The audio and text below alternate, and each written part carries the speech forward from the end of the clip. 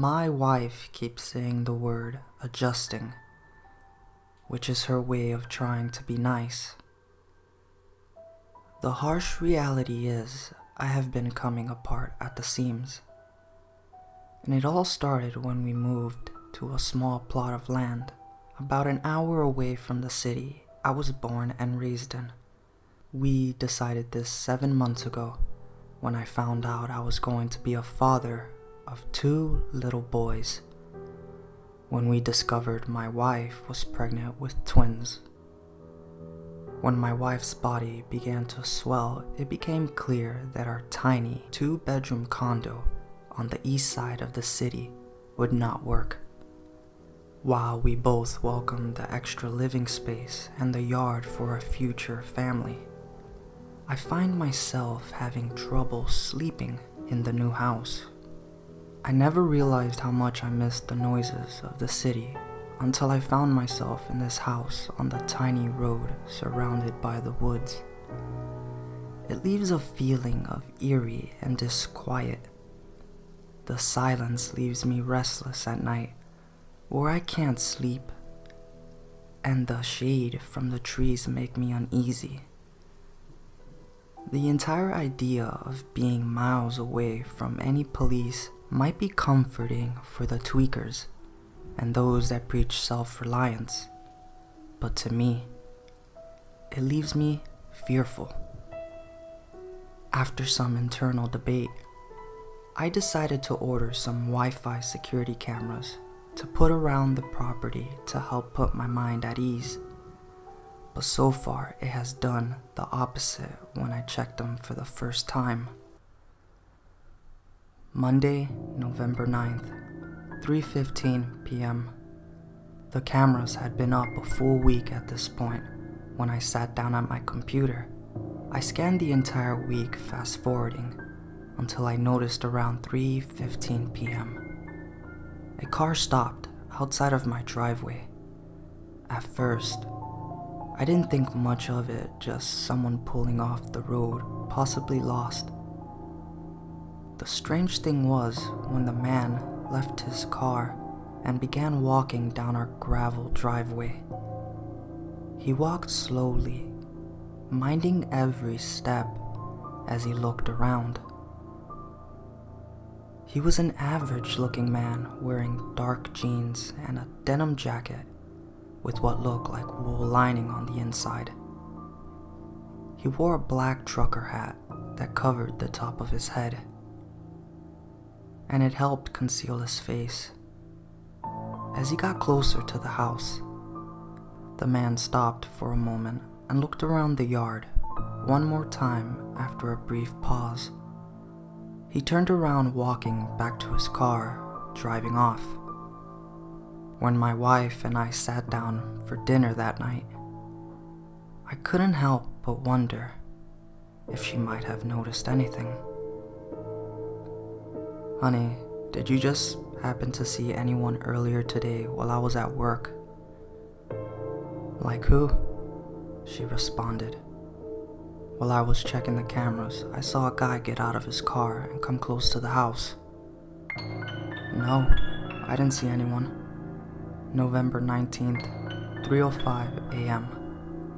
I started to sleep with a mask and a loud fan, hoping to try to soothe myself to sleep like a baby.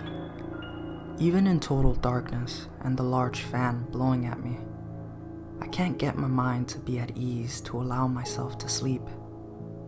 The silence of our home, my longing for the sound of the city, and my wife not even noticing a stranger came to our house bothers me. The tossing and turning, struggling to get comfortable, but it doesn't work. Another night of no sleep. This marks day 10. I lift myself out of the bed and start a pot of coffee, making my way towards my office afterward. The computer is still on with 2 feeds coming from the Wi-Fi cameras. I sit down and start watching them, quickly fast-forwarding through hours of footage that show nothing out of the ordinary. My mind starts to feel at peace, and I walk back to retrieve the cup of coffee. When I come back into the room with my coffee, I notice a flash of light for a brief second. I immediately run to my computer and began to rewind the footage, mostly through trial and error. When trying to find the right speed, I come across the source.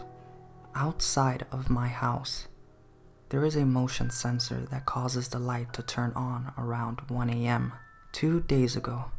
I rewind the footage and take a sip of my coffee. It's dark and grainy in the video, but in the background, in the shadows, a figure moves slowly away from the light. Rewatching the footage again and again to see if I can distinguish it, the shape looks like the height of a person, and immediately I began to feel panic. I lost count of how many times I watched the footage. When my wife finally wakes up, she stirs around in the kitchen. The sound of toaster tells me she is working on making breakfast. As the sun begins to rise and the light beams into my window. "Can you come? Can you come in here for a minute, babe?" After she watched the footage a couple of times, she frowns her brow and shrugs. "It was most likely a deer, sweetie." November 25th, 5:15 p.m. They arrived a couple of days ago from UPS. 4 new cameras, better quality and capable of seeing at night. Ever since I saw the shape on the feed, my nights have become even more restless. My wife keeps pushing for me to see a doctor about my sleep deprivation, as she has become concerned with my late nights obsessing. Just something tells me in my gut that something isn't right, and I would do anything to protect my family. After a brief 19-minute power nap, which is the longest I have slept since I saw the shape days ago, my usual Sunday ritual is watching football and drinking a beer has been replaced by drinking coffee and watching the camera feeds on my computer. I scour the record feeds until I stumble across a familiar sight. The car from before creeps slowly down the road and takes a brief pause at my house.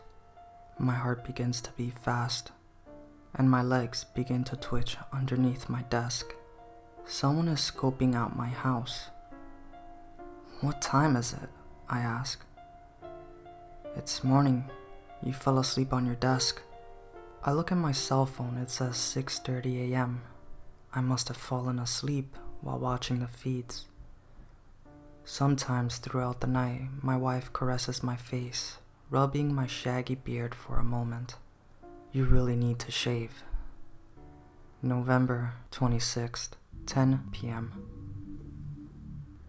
3 Red Bulls to keep my mind sharp and to push through the fatigue that I am feeling.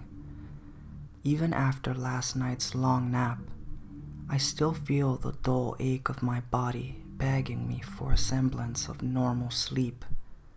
It's all I can do to keep my mind sharp, chugging the blue cans of Red Bull as I press play on my computer. I watch the feed from the night before as I open my 4th Red Bull. I fast forward throughout the day to see nothing out of the ordinary. I fast forward to the night when I see someone standing in my yard, looking directly at a camera that I had placed. He walks closer, revealing his denim jacket and black trucker hat, but with his face concealed behind a bandana.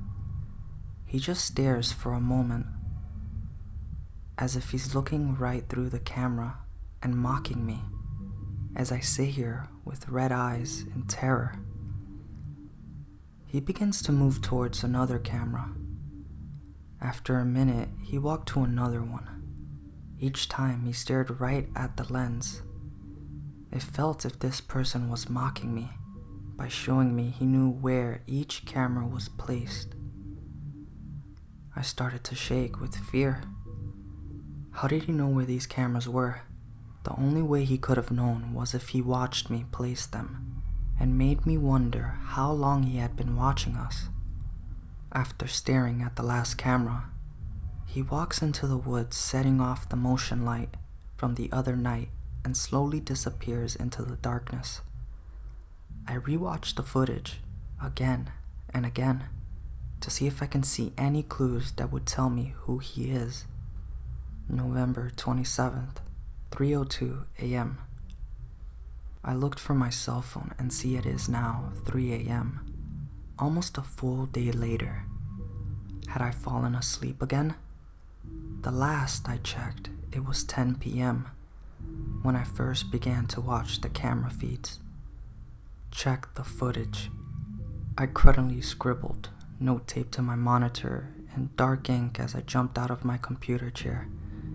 Did he come again? How could he have gotten in without anyone hearing him? Even I did not hear him. Surely my wife did. That's when I run to the bedroom and quickly turn on the lights. The sheets are stained red as I see my wife lying lifeless on the bed, her throat cut and her stomach punctured numerous times.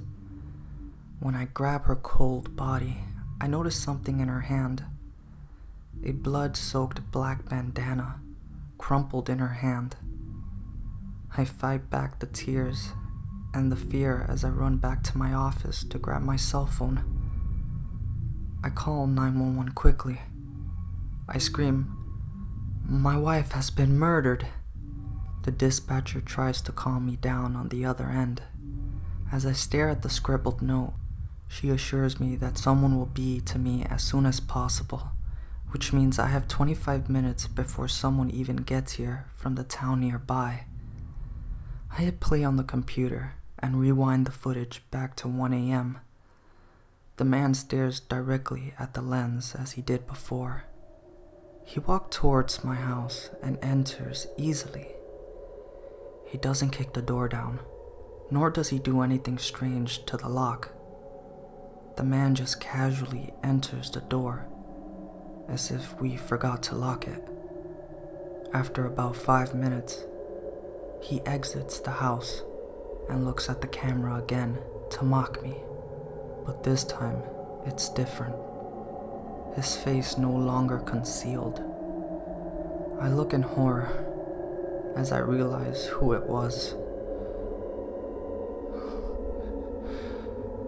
It was me.